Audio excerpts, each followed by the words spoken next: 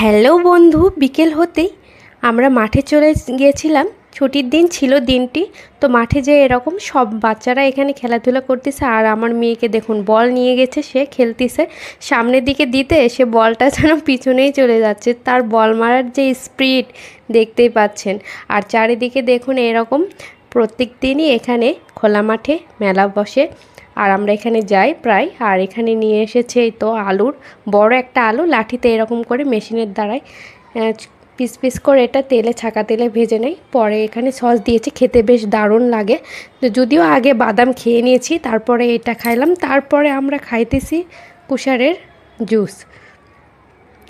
তো আমার মেয়েও জুস খাচ্ছে, সে বল খেলার পরে খুব ক্লান্ত হয়ে গেছে। তারপরেই তো কুশারের জুসটা আমরা খেয়ে নিচ্ছি।